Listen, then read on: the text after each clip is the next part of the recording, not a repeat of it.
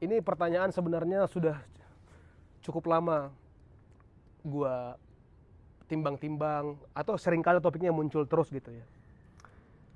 Dan nggak pernah habis dari gua kecil. Lu percaya alien nggak? Alien. Alien. Gua belum pernah ngeliat satu, tapi bukan berarti lu nggak bisa percaya. Menurut gua percaya gini. Kalau kita hidup di bumi ini, kita ada berapa miliar manusia. Tuhan ciptakan kita kan. Tapi kan Tuhan nggak cuma ciptakan bumi. Ada banyak-banyak planet lainnya, bahkan manusia sampai bikin riset, mereka bisa lihat kemana ada beberapa galaksi. Sampai ada kan lagunya, sepertinya kau memang dari planet yang lain. Asik, oke, terus. Jadi kalau gue ngeliat ya, masa cuma kita sih sesuatu yang hidup ada di dalam dunia ini? Ada nggak sih mungkin di galaksi yang lain, di Andromeda, atau mungkin di galaksi yang sama kayak kita tapi di planet lain kehidupan juga? Gue rasa ada. Cuma kita belum bisa ketemu karena itu sulit aja untuk nyampe ke sana. Secara teknologi kita belum bisa mencapai karena dia kan berapa miliar tahun cahaya gitu ya. Iya. Gue juga nggak ngerti itu scientific, susah banget kayaknya diomongin. Tapi kalau gue percaya karena gue ingat gue waktu kecil gue pernah ngeliat ke langit ada kayak yang bintang yang bergerak-gerak. Bintang yang bergerak, oke. Sekarang itu apa, bro? Ada nggak? Gue nggak tahu ya. Tapi ada nggak bintang yang set gitu? Gue ngeliat ke langit. Akhirnya abis gue liat set yang gue liat ada sundel bolong di atas. Sumpah gue nggak bohong, tapi gitu. Menurut gue bintang yang paling hebat sih bukan bintang biasa, yaitu Raffi Ahmad. Anjing nggak. Kemana lagi kita jadinya? Nggak apa-apa. Gini, kalau menurut gue merasa gue terlalu bodoh untuk tidak percaya. Artinya yang gue pahami tentang dunia dan semesta ini terlalu minim untuk gue bisa bilang bahwa gue 100% bilang nggak ada makhluk hidup lain di luar sana. Kenapa? Karena pertama, nggak usah jauh-jauh deh ke luar sana. Setiap tahun aja, setahu gue kita terus menemukan spesies baru di lautan. Di lautan yang dekat gitu loh. Tiap tahun ada terus ribuan spesies baru yang baru ketahuan. Terus tiap tahun juga selalu ada momen di mana kita menemukan kembali, mungkin nggak tiap tahun ya, tapi sudah berapa kali terjadi menemukan kembali spesies satwa yang sudah pernah dianggap punah. Kemudian ada lagi. Kemudian ketemu lagi. Nah, jadi menurut gua, kalau kita percaya bahwasannya teori Big Bang itu nyata, ya kan, di mana ada supernova lah ya, ada pecahan ledakan antara dua bintang raksasa karena gaya gravitasinya, lalu dia melahirkan miliaran planet di luar sana. Berarti harusnya ada, benar. Menurut gua sih terlalu arogan. Kalau kita terlalu percaya diri untuk bilang cuma kita. Walaupun memang ada beberapa ahli, gue lihat beberapa peneliti tentang antariksa ya, yang bilang bahwa prekondisi untuk sebuah planet itu melahirkan intelligent life form, bahasanya itu memang cukup kompleks. Artinya tidak semata-mata sebuah planet cukup berusia sekian miliar tahun maka dia otomatis akan melahirkan life form. Enggak. Menurut mereka itu ada faktor-faktor yang harus tersusun secara sempurna. Misalkan seperti adanya ultraviolet, adanya ketersediaan air, adanya atmosfer yang bersahabat untuk life form, adanya ruang untuk berevolusi. Tapi di setiap planet kan beda-beda. Kalau di kita ngomongnya kayak ultraviolet, pasti sana ada matahari. Setidaknya dari apa yang kita ketahui sekarang, dari planet terdekat dari dunia kita ini, belum pernah ada bisa dideteksi secara konkret life form lain. Nah, tapi yang menarik, J, kebetulan kan gue sering dengar podcast tentang ini, tentang bahas tentang alien, tentang Area 51 dan lain sebagainya, ya kan. Nah, beberapa waktu yang lalu itu seorang mantan mungkin peneliti militer Amerika, namanya itu Luis Elizondo kalau gue nggak salah. Nanti boleh teman-teman lihat sendiri.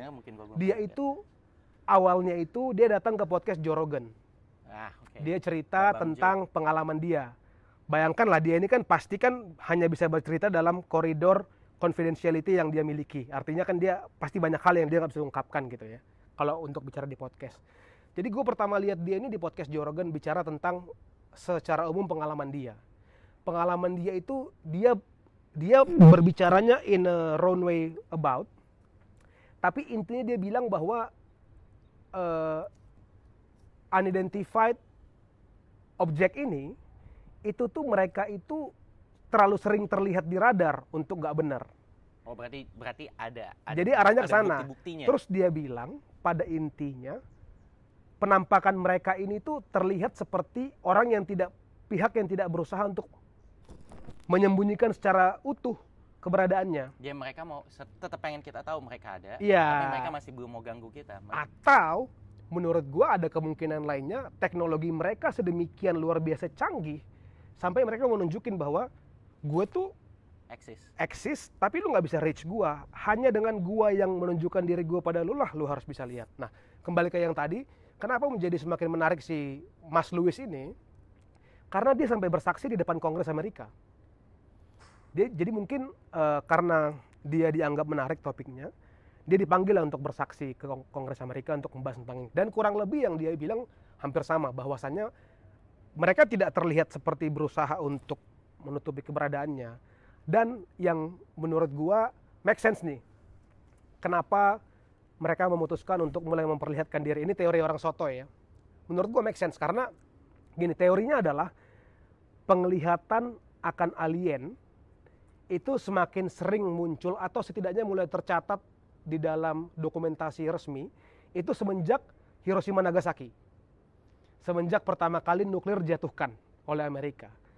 Jadi premis teori konspirasi kocaknya adalah alien ini melihat ini monyet-monyet ini sepertinya sekarang udah punya teknologi yang bahaya nih. Oh, jadi ini kayak threat buat nah, mereka gitu, kayak suatu masalah besar buat iya, mereka. kayaknya gue perlu otak manusia yang menciptakan lebih dan lebih, dia takutnya jadi masalah buat dia. Atau setidaknya dia perlu merasa menunjukkan mulai fungsi pengawasan. Ya, tapi gue mau nanya lagi nih.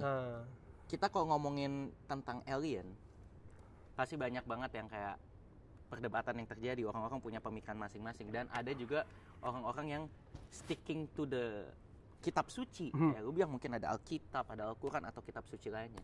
Di setiap kitab suci itu pernah nggak kira-kira ada yang menyebutkan bahwa ada life form lain selain manusia? Gini, kalau gua sih harus mengakui bahwa gua pun belum katam dengan kitab suci gua dalam hal ini Alkitab. Ya kan, jadi gua tidak berani bilang apakah spesifik ada dikatakan bahas tentang alien di sana. Tapi kan kalau pertama, kitab suci itu kalau Alkitab sepengetahuan gua, menurut gua itu dia banyak bercerita tentang perumpamaan. Ya kan? Betul. Analogi. Jadi tidak segala sesuatu itu sifatnya itu straightforward. Itu yang pertama. Kedua, sepengetahuan gua kan kalau di Alkitab itu ada banyak hal itu yang diceritakan dari perspektif orang yang melihat. Nah, jadi apa yang dia lihat itu yang dia tulis. Dikala itu dengan pengetahuan 2000 tahun lalu, dengan informasi 2000 tahun lalu, itulah yang dia tuliskan. Nah, jadi kalau menurut gua mungkin aja dua-duanya benar. Artinya mungkin aja bahwasannya keberadaan dari makhluk di luar manusia ini dan juga tentang apa yang diceritakan di kitab suci ini benar. Nih gini ya. Kalau misalkan pun di kitab suci dimanapun tidak disebutkan, menurut gua ya, tidak disebutkan tentang keberadaan alien atau life form lain di luar bumi ini. Tapi kan apa juga Tuhan sebagai yang telah menciptakan alam semesta ini dan segala macam isinya gitu ya, menciptakan makhluk hidup di dunia lain, di planet lain atau di galaksi lain. Apakah dia juga bikin Alkitab buat mereka yang juga tidak mengatakan bahwa ada kehidupan di dunia lain? Percaya nggak lu? Misalkan ada bumi lain lah, namanya Mibu atau apa, di planet lain. Kita andaikan lah ya. Andaikan ya, dia punya juga kitab suci, bro. Tapi di kitab suci itu juga tidak disebutkan tentang life form lain, tapi disebutkan tentang apa yang ada di bumi itu dan nabi-nabinya sendiri. Berfokus kepada yang ada di situ. Peristiwa yang ada di ruang lingkupnya. Menurut itu bisa nggak? Ataupun alien yang kepalanya gonjong, dia juga punya kitab suci dari Tuhan juga, dia punya satu kepercayaan juga penciptaan. Ya, gue nggak tahu sih, tapi mungkin aja. Ini kan kita sama-sama berandai-andai ya. Menurut gue peradaban manusia itu bisa come up dengan a lot of amazing things gitu loh. Kalau kita lihat kayak dulu peradaban kita itu ada cerita namanya Epic of Gilgamesh. Itu mirip banget sama cerita kisah Nabi Nuh di Alkitab. Padahal mungkin secara timeline atau secara geografis itu lokasinya berbeda. Jadi menurut gue wonderful things can born from human intelligence. Jadi ketika ya itulah kenapa kan kalau orang di suatu wilayah tertentu misalkan dewanya dalam bentuk A, ya kan? Kalau orang di daerah tertentu lagi dewa dalam bentuk B, yang disembah dalam bentuk C. Menurut gue perbedaan-perbedaan itu sangat mungkin terjadi. Mana yang benar gue nggak tahu. Gue tertarik kita bahas agama, mungkin kita agak stray away sedikit nggak apa-apa ya. Tapi gue suka nih ada pembahasan topik masalah agama, kayak gue bilang di sini menyembah dewa apa, di sini menyembah dewa apa. Kita balik sekarang ke topik yang sangat umum dan yang mungkin kita bisa dapati di mana-mana di lingkungan kita, yaitu pasangan beda agama, bro.